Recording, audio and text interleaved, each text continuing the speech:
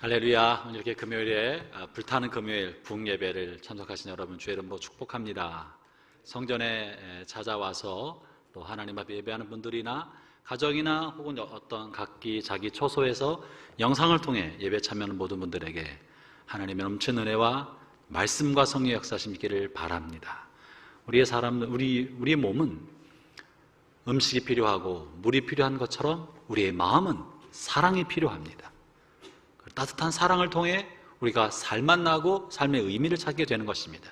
그리고 우리의 영은 하나님의 말씀을 필요로 합니다. 우리 영은 밥으로 사는 것이 아니고 하나님의 말씀으로 살기 때문에 그러합니다. 그래서 주변 사람을 통해 사랑의 공급을 받을 때 삶이 활력을 넘치게 되는 것이고, 하나님의 말씀으로 우리 속사람을 먹기 시작할 때 삶의 의미가 발견되고 에너지가 얻게 되고 하늘의 문이 열리게 되는 것입니다. 가정에 계시든지 예배당에 오신 분들, 이 시간에 옆에 사람들에게 사랑의 에너지를 공급해 줍시다. 사랑합니다. 축복합니다. 당신이 있어서 든든합니다. 그리고 우리의 심령은 활짝 열어서 주님의 말씀이 우리 영혼에 공급되도록 말씀을 듣고 받고 선포하고 적용하는 시간 되기를 바랍니다. 단 한 사람도 그저 왔다 그냥 들어가고 좋은 얘기 듣고 가는 사람이 아무도 없이, 말씀은 머리로 듣는 것이 아니고요, 입으로 먹는 것도 아니고요, 영혼으로 받는 것입니다. 주님이 나에게 뭐라고 말씀하시나? 주님이 오늘 나에게 무엇을 주기를 원하시나? 오늘 내 삶을 향한 하나님의 뜻이 무엇인가? 이것을 발견하게 되면 영혼이 살아납니다. 속사람이 힘을 얻습니다. 깜깜하고 어두운 밤길을 걸을 때 그것이 우리의 빛이 되는 것입니다.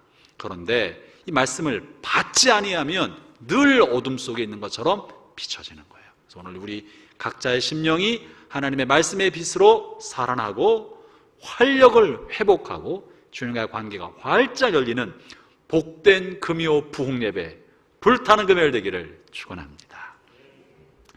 제가 불금을 더 좋아한다고 말씀드렸죠? 또 불금에 오시는 분들을 더 좋아한다고 말씀드렸죠? 왜냐하면 갈급하기 때문에 오는 거예요. 갈급하기 때문에 이 금요일 밤을 그냥 넘길 수 없고 내 하나님 말씀을 받고 가야지. 두밤 자고 일어나면 주일이지만 두밤 자는 걸 기다릴 수가 없고, 하나님, 내가 지난 수일 동안 갈급하고 굶주렸습니다. 주님 말씀해 주십시오. 주님, 내가 수일 동안 영혼이 목말랐습니다. 찬양에 목마르고 기도에 목말랐습니다. 주님, 이 밤이 넘어가기 전에 내 영혼의 활기와 생명을 공급해 주십시오. 이런 사람들이 금요일 밤에 예배당에 나옵니다. 아멘. 아멘 하시는 분 다 그런 줄 믿습니다. 이런 사람들이 TV를 끄고 유튜브를 접속해서 예배에 참여합니다. 할렐루야 영상으로 보시는 분들 다 그런 줄로 믿습니다. 그 믿음의 바탕 위에 하나님 은혜를 더해 주시기를 바랍니다. 오늘 우리가 성탄절이 다가오겠지만 좀 남아있지만 성탄절에 관련된 본문의 하나인 동방박사 이야기를 좀 살펴보려 합니다. 본문은 잘 알고 있는 내용입니다. 이 당시 유대인들에게 희망의 등불이었던 메시아, 수백 년 동안 갈급했던 메시아가 오실 때 그 오심에 관한 이야기를 다루고 있습니다. 그런데 예수님께서 이렇게 메시아가 오실 것이다, 메시아가 오실 것이다 라는 예언의 말씀이 기록되어 있지만, 하나님의 아들이신 성자 예수님이 이 땅에 오실 때 그분은 놀랍게도 많은 사람들이 다 알 만큼 큰 나팔 소리로 천사들의 호의를 받으며 오지 않으셨습니다. 아마도 유대인들은 메시아가 영광스럽게 백마를 타고 거대한 마차와 함께 영광스럽게 입성하고, 그가 입성하실 때 당시 유대인들을 괴롭혔던 로마인들은 다 무릎을 꿇고 그 옛날 바로의 군인들이 이스라엘 백성을 놓아줄 수밖에 없었던 것처럼 무언가 하나님의 굉장한 영광 가운데 메시아 다윗의 후손이 올 줄로만 생각하고 있었습니다. 그런데 메시아가 오실 때, 하나님 아들 예수님이 오실 때에는 그렇게 굉장한 호위무사와 영광과 휘황찬란한 그런 광경 속에 오신 것이 아니라 어떤 사람도 기대하지 못했는데 무명한 자로, 이름 없는 자로, 아무도 모르는 것에 가장 낮은 자리에 오셨습니다. 무명한 자로 오셨다는 것은 대단히 중요합니다. 뿐만 아니라 주님께서는 어떤 사람에게 대해서도 자기를 드러내지 않으셨습니다. 자기 땅이 오매 자기 백성이 영접하지 아니하였으나, 요한복음 1장의 기록입니다. 또 세상에 왔으나 세상이 그를 알지도 못하였고, 아무도 알아차리지도 못하고 예수님을 왕으로 영접하지도 않은 상황에서 오신 것입니다. 예수님이 그렇게 오셨습니다. 그러므로 형제자매 여러분, 여러분 인생을 살아가는 동안에 정직하고 진실하고 바른 길을 가도 그것을 주변 사람들이 알아주지 않는다고 하여도 너무 이상하게 생각하지 않기를 바랍니다. 예수님도 그러하셨으니 이건 당연하다. 어쩌면 이것이 내가 예수님을 닮은 삶을 살아가는 길인가 보다. 하나님께서 예수님에게 보여주었던 무명한 자의 임재처럼 내게도 사람들이 알아주지 못하지만 하나님의 길을 걸을 수 있게 해주셨나 보다 생각하고 하나님께 영광 돌리고 여러분의 삶에 대해서 자신감과 긍지를 갖게 되기를 축원합니다. 우리는 너무나 이 세속화된 생각에 가득 차 있어서 인정받고 박수받고 환호받고 높은 자리에 올라가야만 하나님께 영광이 되고 이것이 내가 잘하고 있다는 상징인 것처럼 생각하는 경우가 많은데, 그러나 하나님의 나라 일은 그렇지 않은 거예요. 알아주지 않아도, 아무도 몰라도, 마땅히 받아야 할 환호와 영광을 받지 않아도 하나님께서 허락하신 자리, 그 자리가 맞는 겁니다. 예수님이 그렇게 무명한 자 가운데 오셨습니다. 그리고 오히려 예수님의 이렇게 임재 오심 첫 번째 크리스마스, 예수님의 탄생에 대해서 아주 소수의 사람에게만 예수님을 알아차리게 만들어 주셨어요. 저는 이걸 생각하면요, 대단히 신비합니다. 우리의 삶의 수많은 생각들을 다시 해볼 필요가 있는 거예요. 누구에게 예수님을 메시아로 알아차리게 만들었고 누구를 예수님의 탄생의 자리로 초청하셨나요? 놀랍게도 그거는요, 예수님이 오시기를 오랫동안 연구했던 바리새인이나 제사장들이 아니었습니다. 바리새인이나 제사장들이나 당시 훌륭한 종교 지도자들은 단 한 사람도 예수님을 영접하는 그 자리에 초청받지 못했습니다. 당시 유대 왕도 그 자리에 초청받지 못했습니다. 누구만 초청을 받았습니까? 두 종류의 사람이에요. 한 분은 이방인이었어요. 3명의 이방인들이 그 예수님의 오심을 환영하는 리셉션에, 환영 만찬에, 환영의 그 자리에 초청받았고, 또 한 사람은 유대인들 중에서 누가 왔었습니까?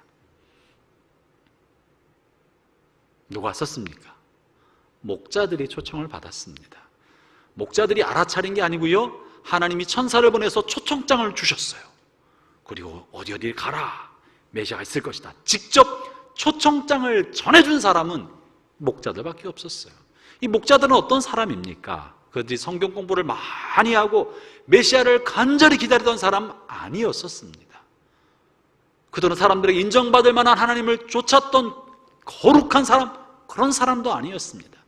그저 하루하루 먹고 살기가 힘들고 버겁게 살았던 사람이에요. 그날 밤도 야근을 했어요. 출장을 갔어요. 야근해서 안식일도 잘 못 지켰을지 몰라요. 날마다 성전이나 회당에 가기 어려웠을 거예요. 오랫동안 출장을 다녔고 밤낮 없이 일을 했고 자기 양도 아니고 남의 양을 쳐주면서 남의 일해주면서 근근히 입에 풀칠하고 살아갔던 가난한 사람, 잘 배우지 못했던 사람, 정직하게 말하면 하나님의 말씀도 잘 알지 못했던 사람, 그런 가난한, 잘 모르는 그들을 향해서 주님이 초청장을 주신 것입니다. 어쩌면 우리가 천국 가게 되었을 때 천국에서 만날 수만 하나님의 백성들 중에는 우리가 마땅히 올 거라고 생각했던 사람이 안 볼지도 몰라요. 그죠? 어쩌면 저 사람이 어떻게 이런 데를, 이렇게 생각할 만한 사람이 주님 가까운 데서 높은 자리에 앉아 있을지도 모릅니다. 여러분, 이것은 성경이 도처에서 말하고 있는 준엄한 사실입니다. 누가 정말 하나님이 선택해 준 사람인지 모르는 거예요. 이 영광스러운 예수님의 탄생에 왕이신 하나님, 전능하신 하나님, 만물의 창조주신 그 하나님이 사람의 몸을 입고 전 인류 우주 역사 가운데 단 한 번밖에 없었을 그때 사람의 몸을 입고 오신 그 자리에 알아차리도록 그 자리에 초청받은 사람은 이 가난한, 그리고 정말 자기 신앙도 스스로 생각할 때 보잘것없다고 생각하고 하루하루 근근히 살아가는 이 목자들만 초청받았다는 사실은 오늘 우리의 삶을 살아갈 때 우리를 겸손하게 만듭니다. 우리 신앙생활 하는데 내가 이거였네 저거였네 자랑할 것이 없게 만듭니다. 내 신분과 직책과 사회적 자리가 어떠하든지 간에 감히 고개를 못 들게 만드는 것입니다. 그리고 이 땅에 사는 어떠한 사람에 대해서도 우리는 그 사람의 처지와 신분과 사회적인 자리와 학력과 재산을 가지고 평가해서는 절대로 안 된다는 것을 준엄하게 얘기해 주고 있는 것이에요. 누가 하나님께서 귀히 여기는 사람인지 우리는 알 수 없다. 그러므로 모든 사람을 대할 때 목자를 대하는 마음을, 하나님이 사람을 선택한 사람일 수 있다는 마음을 가지고 대하는 것이 마땅합니다. 옆에 있는 분들 한번 볼까요? 하나님이 이분을 하나님의 영광스러운 가장 위대한 그 자리에 이 사람을 초청할 만큼 하나님이 귀히 여기는 사람이 될 수도 있다. 아멘. 옆에 있는 사람이 그럴 수 있습니다.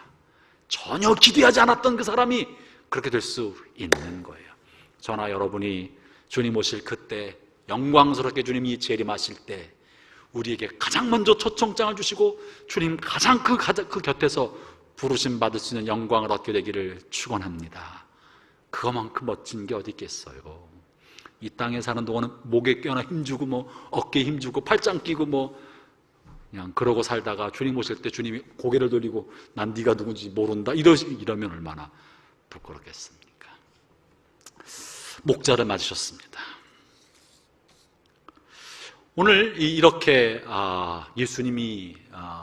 예수님을 드러내고 보여주시고 그 자리에 오게 한 사람 목자도 있고 또 한편의 사람 또 다른 한 부류 동방박사들이 있는데 오늘 동방박사들과 또 예수님으로부터 또 예수님을 왕으로 맞을 수 있는 기회를 얻게 되었지만 결정적인 기회를 부여받았지만 그 기회를 발로 찬 사람들이 있습니다. 오늘 그 사람들에 관해서도 한번 좀 살펴보려고 합니다. 오늘 본문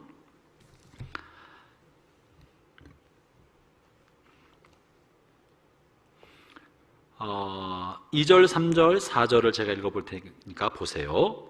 2절 유대인의 왕으로 나신 이가 어디 계시냐? 우리가 동방에서 그의 별을 보고 그에게 경배하러 왔노라 하니 유대인의 왕 메시아. 이스라엘 백성 유대인이 오랜 세월 동안 간절히 기다려왔던 그 메시아가 태어났다. 그분이 어디 계시냐? 얘기하는 거예요. 3절 헤롯 왕과 온 예루살렘이 뭐 했다고요? 듣고 소동한지라. 다 들었어요. 메시아가 태어났다는 징조가 있다. 우리가 이것을 안다. 확실히 안다. 그런 소리를 듣고 온 예루살렘이 메시아의 탄생을 한 이야기를 들었습니다. 4절 왕이 모든 제사장들과 백성의 서기관들을 모아 그리스도가 어디서 나겠느냐 물으니, 이 본문은요 의도적으로 모든 사람을 강조하고 있습니다. 예루살렘에 있는 모든 사람, 모든 서기관, 모든 제사장, 그들이 다 메시아가 태어났다는 사실을 객관적으로 듣게 되었어요. 그리고 동방박사들이 그분을 만나러 내가 가고 있다, 도와다오, 그분은 어서 태어나느냐. 그랬더니 서기관들이, 성경을 연구하는 사람들이 베들레헴이라고 알려주었습니다. 이들은 메시아의 탄생에 관한 기가 막힌 정보와 소식을 들었습니다. 이들이 어떻게 반응했습니까? 헤로드 왕과 또 예루살렘에 있는 사람들과 당시 종교의 중요한 지도자들은 이 이야기를 들었는데, 놀라운 사실은요, 적어도 예수님이 베들레헴에 태어나신 이후로 수개월 동안 베들레헴에 사셨습니다. 이것은 헤롯이 그렇게 여기고 있습니다. 헤롯이 별에 나타난 것을 근거로 베들레헴에서 아기가 태어난 이야기를 알고 2살 미만의 아이를 다 죽이라고 했으니 헤롯이 생각할 때 그곳에서 2년 동안은 있었을 거라고 계산을 한 거예요. 예수님은 적어도 수개월에서 길게는 2년 동안 베들레헴에 계셨던 것입니다. 그런데 그 기간 동안에 베들레헴 예수님을 향하여 메시아를 만나기 위하여 베들레헴에 방문한 사람이 있었다, 없었다? 없었다. 단 한 사람도 말구에 태어나신 예수님을 찾아 방문한 사람이 없었습니다. 예수님 2년 동안 마구간에 계시지는 않으셨을 거예요. 베들레헴 어느 집에서 아마 방이 얻어졌으면 그 여관방에 갔던지 다른 집에 갔던지 어떻게든지 거기 계셨던 거예요. 한동안 아이를 돌보면서 계셨을 거예요. 2년이 아니라 적어도 몇 개월은 계셨는데 그동안 온 예루살렘이 그 소리를 다 들었지만, 세상과 서기관들이 그 이야기를 다 알고 있었지만, 오마이갓, 그 중에 단 한 사람도 예수님을 찾아가지 않았습니다. 왜 그랬습니까? 도대체 무엇 때문입니까? 이것은 오늘날 예수 믿는 우리의 삶에도 이럴 수 있는 가능성이 있다는 것을 강력하게 말해주고 있는 거예요. 우리는 우리의 삶의 자리에서 주님 우리를 부르실 때 예언을 통하여, 계시를 통하여, 신비적인 어떤 방법으로 내가 나타나지 않으셨다 할지라도 다른 사람의 입을 통하여 나에게 무언가 말씀해 주시고 하나님의 깊은 뜻을 알려주시고 하나님의 위대한 세계로 초청하실 때 알아들었음에도 불구하고, 귀로 분명히 들었음에도 불구하고 우리가 그 이야기를 모르는 척하고 그저 지나가는 이야기로만 여길 수 있는 가능성도 있다, 없다? 있다. 있을 수 있다는 것을 강력하게 경고해 주면서 이 글 읽는 수많은 사람들에게 내가 동방박사로 나를 생각할 것, 나 자신을 나는 동방박사라고 착각하지 아니하고 나는 현재 유대인으로 그리스도를 따른다고 하는 사람으로 메시아의 재림을 기다리는 사람인 유대인과 예루살렘 사람들과 제 쌍으로 우리가 스스로 생각해 볼 때 주님의 뜻을 들었으나 따르지 않고 복종하지 않는 사람이 될 가능성이 있다는 것을 경고하는 것입니다. 그럼 우리가 어떻게 해야 이런 주님의 요청, 노크, 위대한 초청에 응할 수 있을까? 한번 생각해 보고자 하는 것입니다. 먼저 이렇게 동방박사를 통해 직접적으로 메시아의 탄생 이야기를 들었던 대표적인 사람 중에 한 사람이 헤롯입니다. 근데 헤롯은요, 메시아가 태어났다, 유대인의 왕이 오셨다는 것에 대해서 높은 가능성을 보고 있었던 거예요. 진짜구나, 뭔가 일이 벌어졌구나. 헤롯 자신은 유대인이 아니라 에돔 족속, 에서 가문에 태어난 에돔 족속이었습니다. 유대인이 아니었었어요. 그래서 헤롯은 유대인의 왕으로 현재 통치를 하고 있으나 자기 정체성에 대해서 항상 열등감이 있었던 사람입니다. 유대인들이 언제라도 일어나서 너는 에서 족속 아니냐, 에돔 족속 아니냐, 우리의 왕이 될 자격이 없다, 이방인이다, 물러가라, 떠나가라, 이렇게 소리 높여 외칠 수 있기 때문에 두려움을 안고 있었어요. 그래서 헤롯은 자기가 유대인처럼 유대인으로부터 인정받기 위하여 유대인 사회에 자기도 속하기 위하여 그들로부터 인정받기 위하여 최선을 다하여 유대교 하나님, 야훼 하나님, 이스라엘 백성의 그 신앙에 들어가기를 원했습니다. 인정받기를 원했어요. 그래서 무엇을 했느냐 하면 엄청난 거금을 들여서 훌륭하고 화려한 솔로몬의 성전을 능가할 만한 거대한 성전을 지어드렸습니다. 그게 헤롯 성전이에요. 왜 그런 거예요? 나도 유대인의 하나님을 섬기는 사람이다, 나도 유대사회 일원으로 나를 여겨달라 하면서 성전을 지어드렸고, 성전에 드린 예배와 제사에 참여하면서 유대인처럼 살고자 했습니다. 그래서 유대인의 왕 노릇을 하려 하였던 것이죠. 그러나 헤롯의 마음속에는요, 하나님을 경외하는 마음이 조금도 없던 사람입니다. 그는 자신의 정체성의 불안감 때문에 늘 누군가 나를 죽이려 한다, 반역자가 있다라는 의심과 불안 속에 살아갔어요. 그래서 어느 날 아들과 아내가 자기를 영모를 꾸미고 있는 것구나라고 착각을 하고 혼자 상상을 하고 자기 아들과 아내마저도 살해하였습니다.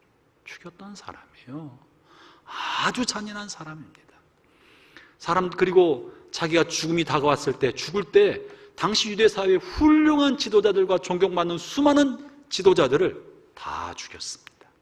그 이유는 자기가 죽을 때 아무도 자기를 위해 슬퍼 울어줄 것 같지 않으니까 그들을 죽여서라도 자기가 죽을 때, 장례 때 유대 방방곡곡에서 울음소리가 나게 하기 위하여 수많은 사람을 살육했던 잔인한 살인마입니다. 하나님을 경외하는 마음이 없었던 사람이에요. 그가 신앙생활을 하고 성전에 나오고 성전 건축에 적극적으로 참여해서 큰일을 이룬 한 가지 이유는 당시 종교사회인 그 사회로부터 인정받고자 하는 마음, 그것밖에 없었습니다. 여러분들이요, 우리의 신앙이요, 하나님과의 개인적 관계가 없이 다른 사람에게 인정받기 위하여 신앙 공동체 안에서 신앙인으로 인정받기 위해서 어떤 신앙인인 척 신앙인의 행동을 하면 반드시 다 드러납니다. 그리고 주님이 부르실 그때 귀를 막고 따라가지 않습니다.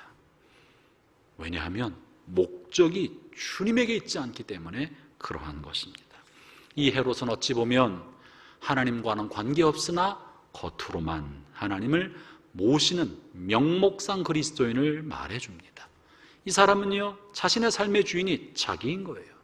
유대의 왕이에요. 가짜 왕이에요.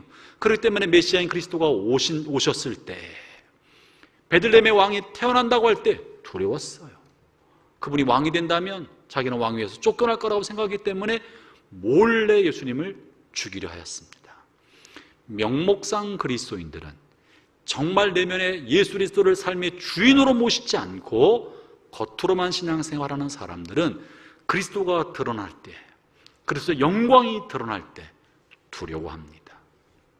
자기의 공허함과 내면의 빈곤함 때문에 두려워하고 저항합니다. 이상한 방향으로 나갑니다. 교회 그리스도의 영광이 나타나는 걸 싫어합니다. 성령 역사가 나타나는 걸 싫어합니다. 왜냐하면 인간적인 것이 많으면 내가 내 마음대로 할 수 있는데, 인간적인 것이 저항을 받고 성령님이 역사하고 그리스도의 주권이 드러나면 드러날수록 저항을 하는 것입니다. 하나님의 역사가 강력할수록 저항을 합니다. 그것이 인간 자아의 모습인 거예요. 헤롯은 꼭 그런 모습을 보여줍니다.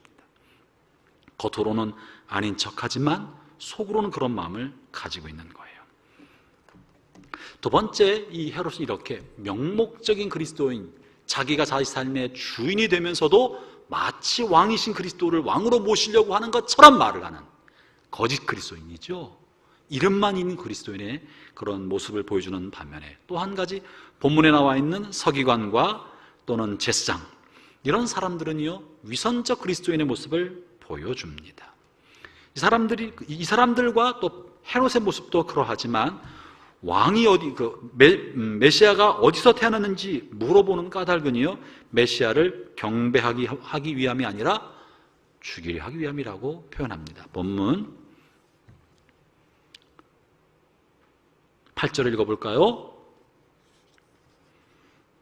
8절 읽어보겠습니다. 시작. 베들레헴으로 보내매 이르되 가서 아기에게 대하여 자세히 알아보고 찾거든 내게 고하여 나도 가서 그에게 경배하게 하라. 유대인의 왕을 자기도 경배하겠다고 말하지만 마음에 그런 마음은 조금도 없는 것입니다. 그저 자기도 그런 신앙인인 것처럼 보이기를 원했을 뿐인 것입니다. 그러면서 그 마음에 이렇게 보이기를 원하는 마음을 가지고 있는 사람들은요, 이중적인 모습을 갖습니다. 위선적인 모습을 갖는 거예요.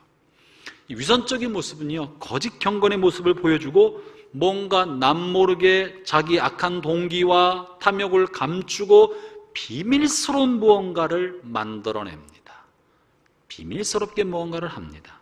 오늘 7절에 보면 이런 표현의 말씀이 있는데, 이에 헤롯이 가만히 박사들을 불러 별이 나타난 때를 자세히 묻고, 헤롯이 명목상 그리스도인 뿐만 아니라 위선적인 거짓 신자의 모습을 보이는 것 중에 하나가, 겉으로는 경건한 것처럼 말해 나도 왕을 경배하겠다 그러면서 가만히, 다시 말하면 비밀스럽게 박사를 불렀다는 것입니다. 여러분, 형제자매 여러분, 예수 믿는 우리가 주의해야 될 것 중에 하나는 위선자가 되는 거예요. 도덕적 삶을 살고자 애쓰는 우리가, 경건한 삶을 추구하는 우리가 도덕적인 삶과 경건한 삶을 가치 있는 삶으로 여기는 우리이기 때문에 우리의 삶에는 겉모습과 속모습이 다른 위선자의 가능성이 있습니다. 교회에서 보이는 모습과 집에서 보이는 모습이 다른 이중적인 모습을 가질 수 있는 가능성이 우리에게 많이 있습니다. 그게 우리의 연약함인 거예요. 세상 사람들은 뭐 함부로 하든지 말든지 세상 사람들의 세계는 그러하기 때문에 그건 별로 문제가 안 돼요. 그러나 우리는 도덕적인 삶을 살려고 하고 경건한 삶을 살려고 하는 공동체 안에 와 있기 때문에 그렇게 보이고 싶어하는 마음이 있고 나 자신도 그런 삶을 살고자 하는 내면의 욕구가 있는 것이 또한 사실입니다. 그런데 그것을 이루지 못하는 자기를 감추어서 아닌 것처럼, 그리고 비밀스럽게 뭔가 욕심과 악한 동기를 가지고 비밀스럽게 은밀하게 무언가를 만들어내는 어리석음에 빠지게 되는 거예요. 여러분, 헤롯과 본문에 있는 제사장과 서기관들이 왜 메시아 탄생을 알면서도 베들레헴에 찾아가지 않았겠습니까? 이유는 본인들이 지금 현재 삶의 기득권을 갖고 있기 때문에 그런 거예요. 베들레헴에 태어난 메시아를 만나면 그분이 모든 것을 바꿔버릴 거예요. 새로운 일이 벌어질 거예요. 지금까지 기득권을 누리고 있는 안정적인 삶이 뿌리부터 흔들리고 뭐가 어떻게 될지 모르는 거예요. 그렇기 때문에 은밀하게 덮으려 하였고 모르는 척하려 하였고, 헤롯이 2살 미만의 사람들을 다 죽이려 할 때 침묵하면서 다 죽도록 방치했던 것입니다. 아무도 보호해 주려고 하지 않았던 것입니다. 여러분, 우리가 만약에 하나님 우리에게 무언가 말씀하자고 하실 때 직접적으로나 간접적으로나 다른 사람의 입을 통하여 이러이러한 삶을 살도록 이러이러한 것이 하나님의 뜻인 줄을 알아차리게 만들었을 때 그것이 나에게 도전이 될 수도 있는 반면에 우리를 괴롭히는 괴롭힘이 될 수도 있는 것입니다. 내가 무언가 버리고 싶지 않고 붙들고 있는 무언가가 있다면 하나님 나에게 새롭게 제시해 주는 진리의 빛은 우리의 삶을 뿌리채 흔드는 도전이 될 수 있습니다. 그 집착이 우리로 하여금 하나님 말씀에 순종하지 못하게 만드는 거예요.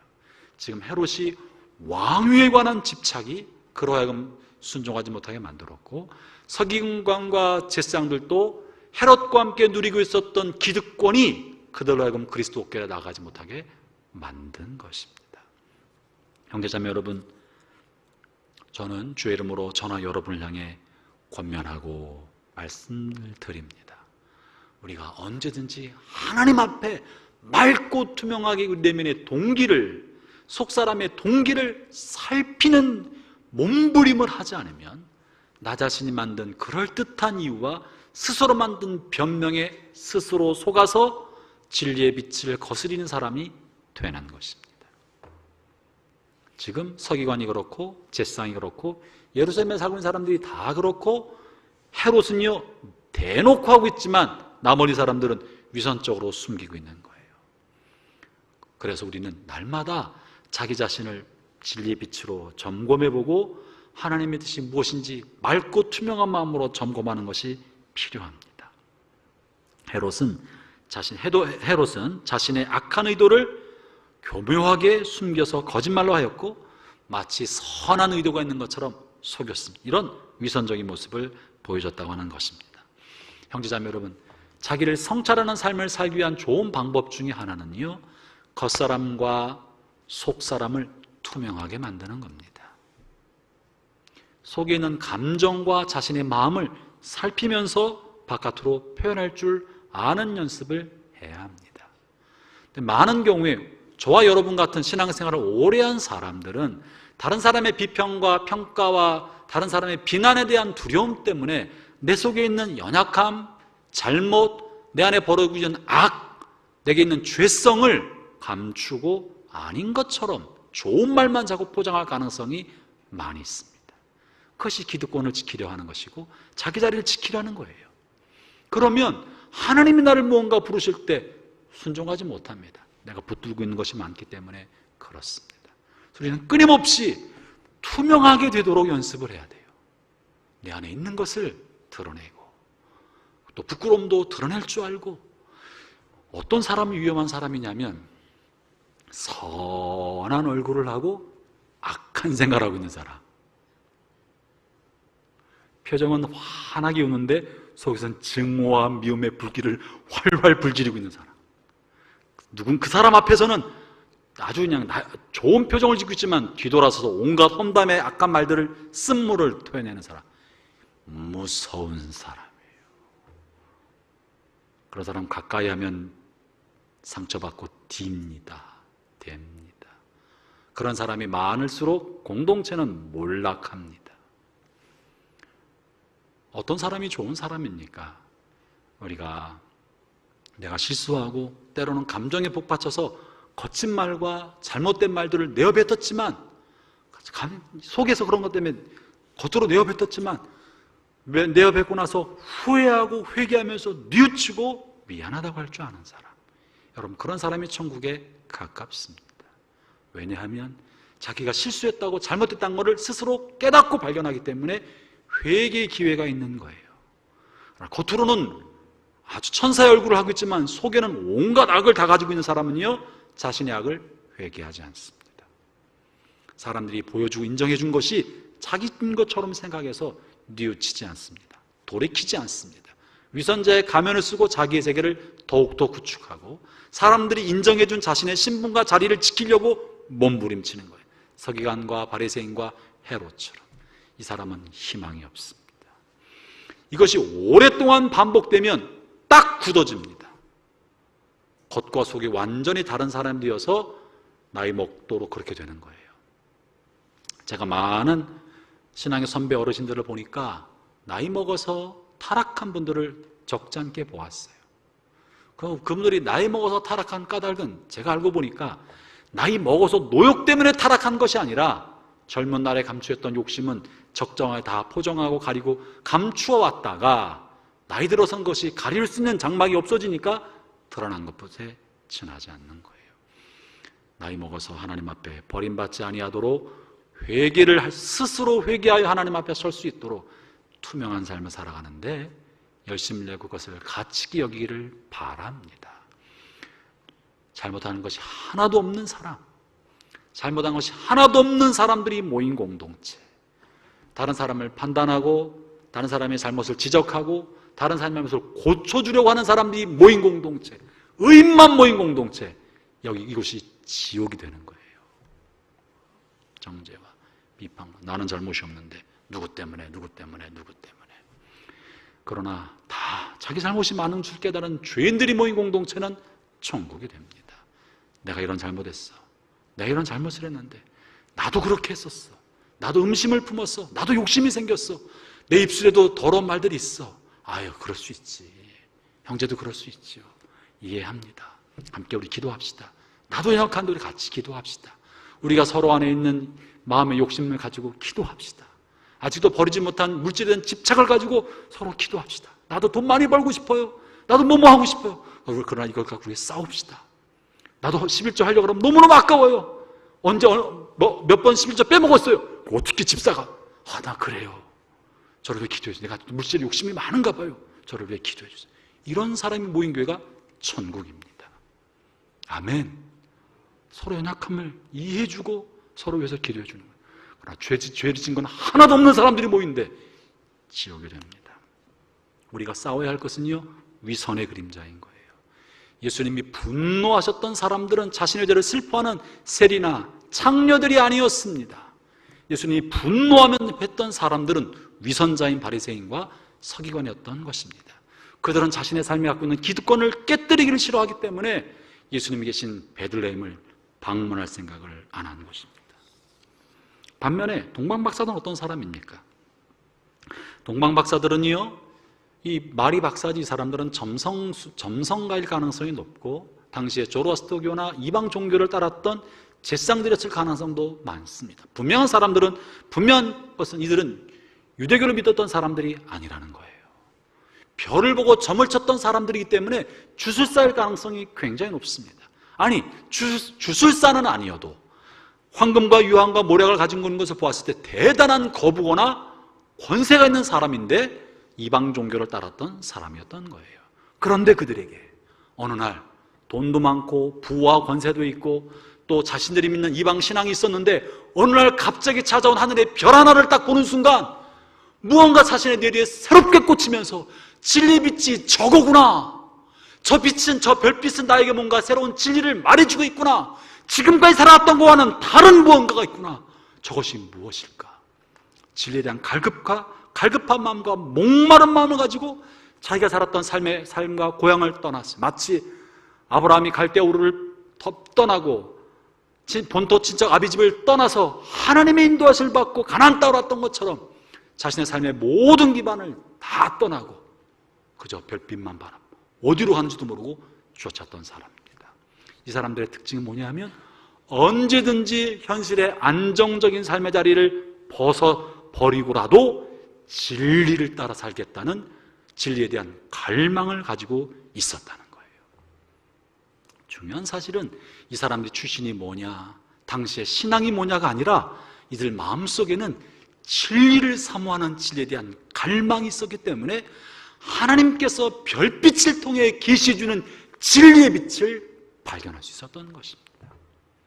여러분, 저나 여러분이나 우리가 살고 있는 지금의 현실에 만족하고 주저앉아 있을 것이 아니라 하나님이 오늘도 말씀해 주시는, 오늘도 인도하시는 성령의 인도함을 따라 내일의 삶을 향해 현실 자리를 박차고 나갈 수 있는 용기를 갖게 되기를 바라는 겁니다. 그러지 않으면 우리는 그저 오늘 같은 이 삶에 만족하고 이 자리에 주저앉아서 더 나은 세계로 인도하는 주님의 인도하심을 받지 못하고 오늘의 삶을 살아갈 가능성이 많은 것입니다. 동방 박사들이 버리고 온 그들의 삶의 자리는요, 간단한 게 아니었어요. 높은 사회적 지위를 가지고 있었을 것이고 부를 가지고 있었을 것이고 그곳에 자신의 가족들도 대단히 많았을 것입니다.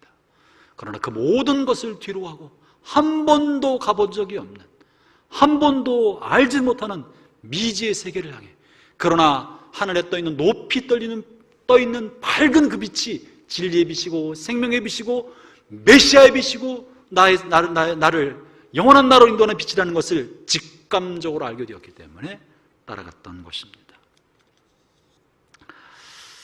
우리 안에 진리의 빛이 비추이면 우리가 추구했던 헛된 삶이 무너집니다. 우리 안에 진리의 빛이 비추이면 혼란했던 마음이 깨끗이 정리가 됩니다. 우리 안에 진리의 빛을 내가 받아들이기 시작하면 욕심과 정욕과 이기심에 엉망이 됐던 우리의 마음이 정리가 됩니다. 지금 이 동방 박사들이 그런 거예요. 이전의 삶을 살면서 이방 종교에, 이방의 권세, 온갖 것으로 삶을 살아왔지만 이 모든 것을 깨끗이 정리해주고 맑게 이해하게 만들어주고 삶의 새로운 길을 환하게 열어주었던 별빛, 생명의 빛, 진리의 빛, 메시아의 별빛을 보면서 자신의 삶을 정리했던 것처럼 그러한 것입니다. 저는 오늘도 저나 여러분이나 주님께서 생명의 빛, 진리의 빛, 성령의 빛으로 우리의 삶을 인도하신다는 것을 믿습니다. 바리새인과 서기관들이, 죄상들이 새롭게 인도하는 메시아의 별빛을 따라가지 않았던 까닭은요, 현실에 안주해서 그러한 것입니다. 여러분이요, 지금까지 경험해보지 못한 성령님의 인도하심이 여러분을 성령의 세계로 주님의 나라로 인도할 수 있다는 것을 믿기를 바랍니다. 어떻게 가능합니까? 말씀을 통하여, 말씀을 통해 말씀하신 그 하나님 앞에 전적으로 순종하겠다, 전적으로 말씀을 통해 말씀하신 하나님 앞에 내가 순종하겠다고 마음먹으면 하나님 말씀을 통해 인도해 주십니다. 우리 안에 하나님께서, 내 안에 계신 성령께서 요한복음 14장 말씀처럼 성령이 너희에게 임하시면 너희를 진리 가운데로 인도하시겠다고 말씀하셨기 때문에 성령께서 나를 인도하신다는 걸 믿는 사람은 오늘날에도 성령 인도하심을 받을 수 있습니다. 그걸 인정하지 않으면요, 오늘의 삶에 주저앉게 되는 것입니다. 동방 박사들의 삶에 나타난 흔적은요, 놀랍게도 전부가 다 새로운 인도하심을 따라갔다는 거예요. 지금까지와는 다르게 그 하나가 별빛이고 또 하나는요, 꿈에 나타난 하나님의 지시하심이었습니다. 12절 읽어보겠습니다. 12절 시작. 그들은 꿈에 헤로데게로 돌아가지 말라 지시하심을 받아 다른 길로 고국에 돌아가니라. 그렇죠? 진리를 향해, 하나님의 인도하심을 향해 마음의 문이 열려 있었기 때문에 그들은 새로운 방법으로 자신을 인도하시는 하나님의 인도하심을 알아차릴 수 있었던 것입니다.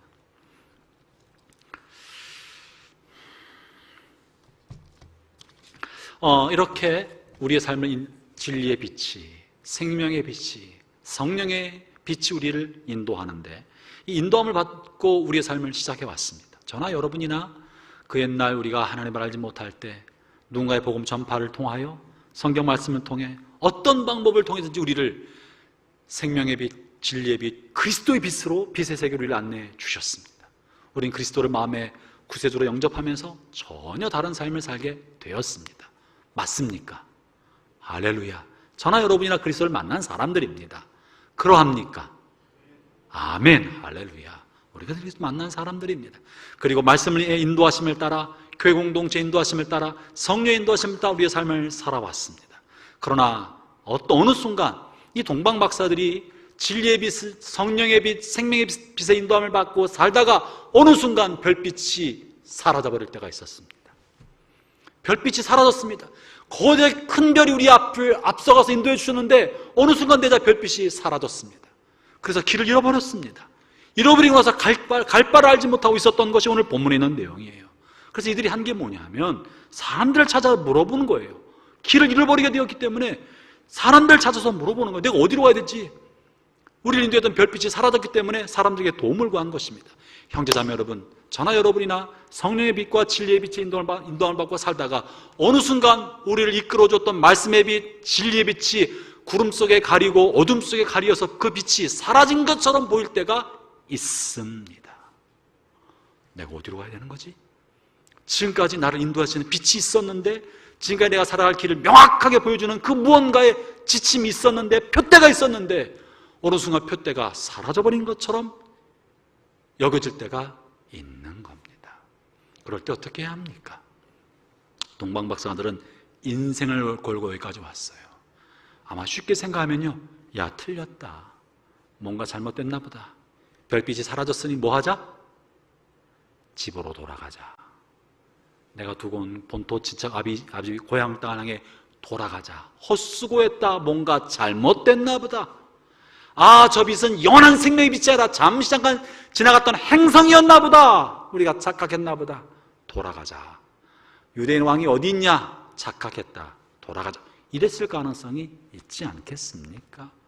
그런데 놀랍게도 동방박사들은 그러하지 아니하고 우리 인도하는 그 빛이 무언가 있다, 길을 찾아보려고 했던 것입니다. 그리고는 도움을 받을 만한 사람들을 찾아서 도움을 요청하는 거예요. 유대 땅까지 왔으니 유대 땅에 현자들이 있을 것이다. 이 빛이 우리를 유대 땅으로 인도해 주었으니 유대 땅 가운데 이 빛의 신비에 대해서 우리에게 알려줄 현자들이, 지혜로운 사람이 있을 테니 그들의 도움을 받자 하고 소문을 내서 왕을 찾아가게 된 것입니다. 여러분이요, 여러분이 지금까지 인생을 살아가는 동안에 여러분이 됐던 비전의 빛이 있을 수 있을 것입니다. 여러분 인생의 비전으로 설정하고 그 빛을 따라 지금까지 인생을 10년, 20년 앞을 보며 달려온 사람들이 있을 거라고 생각합니다.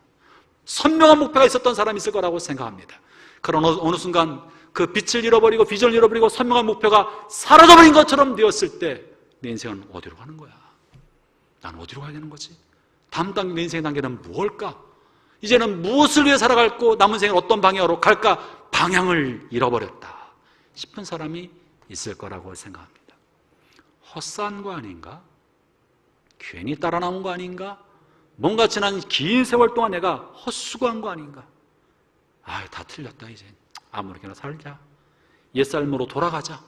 그냥 떠나온 고향 땅으로 가자. 옛삶으로 돌아가자. 우리도 세상 사람과 다를 바 없이 그냥 그렇게 살자. 인생은 그런가 보다. 믿을 게 하나도 없다. 이렇게 생각하면서 자신의 삶을 과거로 회귀하는 삶을 살아가는 분이 안 계시는지 모르겠습니다. 저는 오늘 동방박사를 통해 여러분을 주의 이름으로 권면합니다. 우리 인생을 사는 동안에 진리의 빛, 생명의 빛, 성령의 빛줄기가 우리 눈에 사라지는 것처럼 볼 때가 있는 거예요. 누구에게나 있는 겁니다. 동방박사들이 그랬던 것처럼. 그러나 뒤로 돌아가지 않고 뒤돌아 옛길로 가지 않고 세상 길로 가지 않고 다시 애굽으로 가지 않고 나를 인도하실 그 하나님을 신뢰하면서 오늘의 삶의 자리에 머물러 있으면, 혹은 나를 도와줄 현자들의 도움을 받으면서 조금씩 도움을 주신 사람들과 함께 조금씩 그 길을 가고 있으면, 지키고 있으면 어느 순간 다시 하나님께서 진리를 사모하고 영생을 사모하고 하나님의 영광을 사모하는 그들을 위하여 다시 진리의 빛, 생명의 별빛을 보내주신다는 것입니다. 그게 오늘 본문 10절에 나와 있는 거예요. 10절 읽어볼까요? 시작. 그들이 별을 보고 매우 크게 기뻐하고 기뻐하더라. 지금까지 며칠 동안이었는지 그 별빛이 사라져 있었다가 다시 별빛이 등장한 것입니다. 형제자매 여러분, 저는 오늘 주의 종으로서 여러분을 주의 이름으로 권면합니다. 여러분이 어떤 삶을 살아왔고 어떤 삶의 목표와 비전과 마음의 꿈을 가지고 인생을 살아오셨든지 간에, 혹은 여러분의 삶의 목표와 비전과 꿈을 잃어버리고 삶의 길을 잃어버리고 우왕좌왕하거나 혼돈에 빠진 분이 있으시다면 여러분이요, 괜찮습니다. 혼돈과 무질서와 답답함과 앞이 보이지 않는 흑암 속에 있어도 괜찮습니다. 뒤로 돌아가지 마십시오. 곁길로 갈 것이 아닙니다. 그 자리에 머물러 있으면, 또 우리를 도울 수 있는 지혜로운 사람들과 함께 공동체 안에 있으면 주님께서 반드시 진리의 빛, 생명의 빛, 성령의 빛, 메시아의 빛을 우리 가운데 비추어 주십니다. 우리를 시작하게 한 분이 주님이시기 때문에 우리의 삶을 이끌어 가신 분도 주님이시고, 마지막 날 우리의 목표, 우리를 목표지점에 세울 그분도 주님이신 것입니다. 다만 우리가 바랄 것은 주님의 이끄심의 자신을 맡길 줄 아는 거예요. 다 얻었다고 생각하는 것이 아니라 날마다 끊임없이 하나님을 향해 추구하는 삶을 살아가는 사람으로 조금씩 우리의 발걸음을 가는 거예요. 그리고 주님이 인도하신 대로 동쪽으로 하라면 동쪽으로 하고 서쪽으로 하면 서쪽으로 하고 그 주님의 인도하심을 신뢰하면서 주님과 함께 삶을 걸어가는 것입니다. 형제자매 여러분, 여러분의 생명과 여러분의 인생을 위하여 예수님께서 자신의 목숨을 내어 주지 않았습니까? 여러분의 인생은 예수님의 목숨만큼이나 고귀합니다. 예수님의 목숨만큼이나 주님께서 가치 있게 여기십니다. 주님께서 우리를 허튼 길로 인도하실 분이 아니십니다. 주님께서 우리에게 괜한 고생을 시키는 것이 아닌 것입니다. 뭔가 주님에게는 뜻이 있습니다. 그러므로 잠시 잠깐 혼돈스러울 때, 마음이 어려울 때, 길을 잃어버린 것처럼 여겨질 때, 그래도 주님이 우리를 이끄시고 계심을 신뢰하길 바랍니다. 믿기를 바랍니다. 주님이 우리를 이끄셨기 때문에 여러분을 이끌고 주님의 나라, 주님의 목적지, 주님의 소원의 한국 가운데 인도해 주실 것입니다. 오늘 동방박사들이 잠시 길을 잃어버렸지만 마침내 다시 떠오르는 진리의 빛을 따라 메시아를 아련하고 영광스럽게 예물을 드리고 주님 앞에 예물을 드린 첫사람으로 영원히 성경에 기록되어서 오고 오는 세대가 동방박사들을 흠모하게 되지 않았습니까? 우리 가던 길을 계속 갑시다. 주의 부르심을 따라 묵묵히 큰 걸음을 내어 디딥시다. 잠시 멈추게 될 때는 멈추어서 메고 다시 주님이 가라 하시면 가라 하면서 주님과 동행하고 서로를 격려하고 세워줄 때 주님 우리 교회 공동체를 통하여 우리를 통해 하나님의 큰 일들을 반드시 이루실 줄로 믿습니다. 여러분을 통해 하나님은 받으실 영광의 그릇이, 그 영광이 남아 있습니다. 여러분을 통해 하나님 받으실 영광을 기대하고 계신 거예요. 그 일이 이루어질 때까지 저와 함께 동행하는 우리 모든 성도들 되시기를 주의 이름으로 축원합니다. 기도하겠습니다.